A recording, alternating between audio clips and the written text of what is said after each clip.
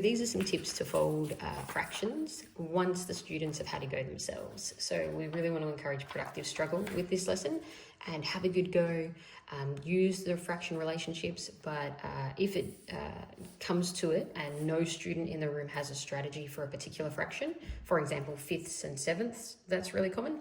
These are some tips that we can go through, but I wouldn't show this video. I'd just do it yourself as the teacher with these as the tips, unless students come up with better ones, which they probably will. So we've got the whole, so that's one's a nice easy fraction to fold. That is done. Obviously half. Just line it up very accurately. I'm going to go through bit by bit, so we're starting very easy, obviously. Then I don't make thirds, I make quarters next in the same colour. So quarters, half, and half again.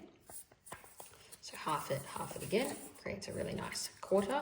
And then you label each of these 1 out of 4, 1 out of 4, 1 out of 4 as a fraction, as a number. And then we're going to do eighths next.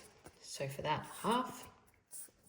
Fraction family relationship coming into play, half again and half again, and we get eighths. If the paper cooperates, sometimes you can get half decent sixteenths. Let's try 16ths. Okay, so half. Really need to be accurate with this one. A little bit of inaccuracy at the start can be a problem, so I may not have got there, but we will see. So we're at our eighths, and then we really need a tight fold here. Very, very tight fold. Okay, here we go. Let's see how it went. We will know if 2 16ths line up to an eighth. Okay, not too bad. We might want to refold some of those just to make the lines clearer, but when we cut it, it shouldn't be too bad. Just this one here, I'd probably fold again. So if you need to fold again ever, that's the way. Not perfect, but not too far off. So that's the halves, quarters, eighths, and 16ths family. Now the thirds often get students frustrated. I get it, it's hard. So you can fold one over and then look at the other side here and here, and there's obviously going to be one at the back here, and try to make them visually the same at the front here. So you're almost halving what's left after you just folded that bit over to try to make these two equal.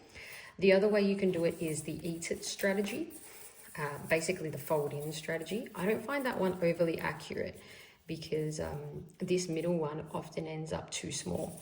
So I prefer the zigzag strategy, which is basically this. You zigzag it, so one at the front, one at the back. And then that way the middle one tends to get its fair share of the room, and you just keep adjusting till you're happy that no one has more than anyone else. I'm a bit unhappy with this one, so I'm going to move this up a little. Move it up a little more. And then let's nail that and lock that in. Remember, we're working with paper, so we're not going to be to the millimetre, but that's pretty equal in terms of thirds. I'm just going to move these. These can become essentially like that in their family. So you now have thirds. And now the beautiful thing is, once you've done thirds, sixths and ninths, and if you wish, 18ths will fall to their knees in front of you, because we've got thirds here. Again, I've just done the third strategy again with my zigzag, my favourite strategy, but obviously you can have your own favourite. Now, when we get to sixths, we just fold it in half, because we've already got thirds. We need sixths, so we've got 3 parts. We need 6 parts. So we just fold the thirds in half, and we get sixths. If we want ninths, we fold thirds. And this is beautiful in that it teaches the relationship between the fractions, that a ninth is a third of a third, a sixth is a half of a third. And so it's a really important lesson when it's done well. When it's not just, oh, hey, kids, fold some fractions. It's actually, use the same paper for the same fraction family. Now, I'm not happy with this third because I left a little bit there. So the beautiful thing about the paper is whenever you're not happy, you just recycle and go again.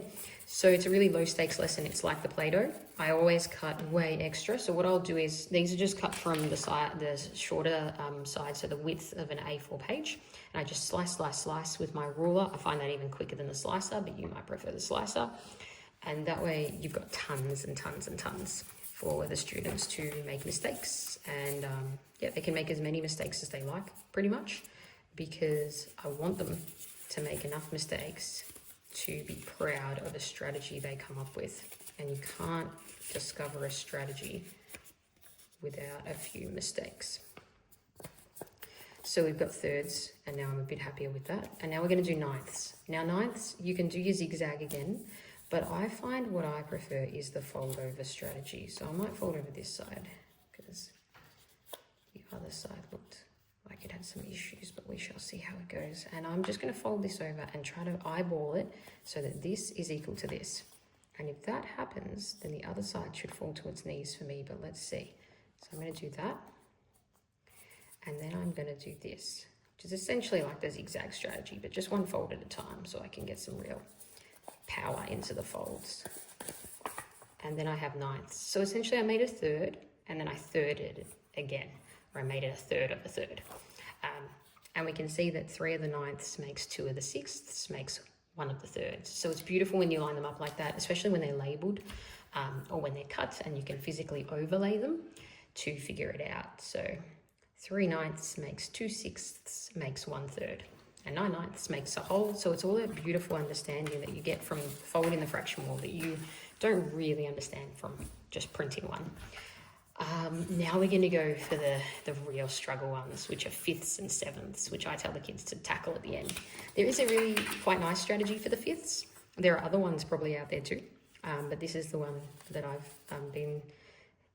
discovered from a child, actually. A student invented this, which was amazing. So you make a window pane. So what I did was I had it there and I folded these 2 in, and it's like a window almost, and you're trying to make this one the same size as these. You can probably eyeball it better than me, but let's see how we go. This one looks a little big and this one looks a little small, and you do have, I guess, a fold limit here because the paper will start remembering what you've done. Yeah, that looks way too big now, so let's go there. All right. Not exactly happy with it, but let's see how it turns out, just for argument's sake anyway. And then, so we've got that, and now we go at the back and we fold, and we fold again. We might fold this one in, and you can see that slight difference did make a bit of an impact on it. But then if we unfold it, we have what's close to fifths. Again, if you're not happy, do it again. I wasn't happy with that one, so I'm going to do it again because I think my initial fold did me in. So let's go like, I don't want too much left there. Yep, that looks pretty good. Maybe a bit small in the middle, but let's see. No, that looks okay.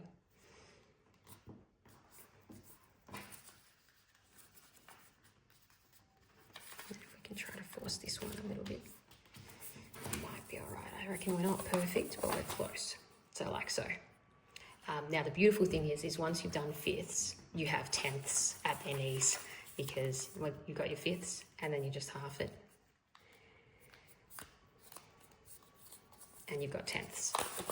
Now, this is one you want to try again and again and again, because this one's not perfect right here. So I usually try this about 3 or 4 times until I'm happy with it. But a strategy nonetheless. This one's just a bit too big here. The rest came out okay, but not this one, which is because that fifth was a bit big, so then the 10th looks even more out of whack. But close, but not quite, so I'll keep trying. And now sevenths. Oh gosh, sevenths. Now for sevenths, I bring the sixths out and I go, all right, it's going to be like the sixths, but a bit smaller. So I'm going to line this side up to this one. I'm going to fold so that I have a piece that's a little bit smaller than a sixth, but only by a little. So just about almost at a sixth, but just a bit smaller. And then I'm going to try to do that same thing on this side as well, so that they're proportional, just a bit less than a sixth. It's not a very scientific method. And then I zigzag that over and over. Now, if you zigzag and don't just fold in one direction, it generally turns out better, because if you fold over and over on the same side, it tends to increase its size on every fold you do. Now let's see what we got. Looks like 4 and 3. Yep, we've got 7. That wasn't too bad. So there is like a window method similar to the fifths, and that's sort of what it was. It was sort of folding this in and leaving an equal window of 3 of those same things on it. So if we look back at what I did and I followed the right way, I basically wanted to fold this so that there were 3 of them in the middle. It's really tricky though. Like it's very, very tricky. There's actually 4, oh, not quite. So I just use the sixths mostly. Just use the sixths. Get it a little bit smaller than a sixth. You can see how the 7th was just a tiny bit smaller than the 6th, especially if we line it up there. About 3/4 of the 6ths or 4/5 of the 6th to the eye, and then just zigzag fold it over and over and over again. And sometimes you get lucky. That time I did quite well, and I'd be pretty happy with using them as 7ths. We can compare them to the 8ths to check too. So where's our 8ths here? Our 8ths are here and our 7ths are here. And our 8ths are just a little bit smaller than our 7ths. So we're pretty happy that they're not too bad, not too shabby, because they are, the 7ths are smaller than the 6ths and the 8ths are smaller again. So they have fit nicely in between those two sizes. How often you'll use 7ths is debatable, but some interior designers use 7 and 5 a lot because odd numbers are prettier. So then in the end, you end up with a fraction wall. I think I double used some of my pieces, but basically similar-ish to this. And then where are my fifths gone? I think I turned my fifths into 10ths, so I might have to use the fifths I wasn't so happy with. And on we go, and then you basically label it. If you've done the Share $1 investigation, you can also label it with percentages and decimals, not just the fractions, which makes it even more interesting to use to add and subtract fractions. You can multiply fractions to an extent. You can multiply fractions with it, but really for addition and subtraction and estimating the answers to those, it's amazing. Spotting equivalence, we already saw a little bit of that, and comparing the size of 2 fractions to, or ordering more than 2 fractions or placing them along a number line, especially if the number line is the same size as the original piece of that whole that you started with. Don't forget to make a whole. Often people will make all the other fractions, but they won't make the whole. And the whole is a really important benchmark for estimating as well, and for understanding how many pieces you need to make a whole. So always make the whole first. With the kids often in a neutral color, then I often let them choose their colors, but I do say the colors must be related, or they will have to restart to make sure it shows the relationships between the fractions. Please don't print one. It takes away all the power. It makes me very sad inside when I see a printed one, because we just lost all that learning and all that thinking and all those relationships that go between them to the printer. And the printer doesn't have a brain, and the kids do. So give them a chance to struggle through it. When someone comes up with a good strategy for folding thirds or folding fifths, spotlight them.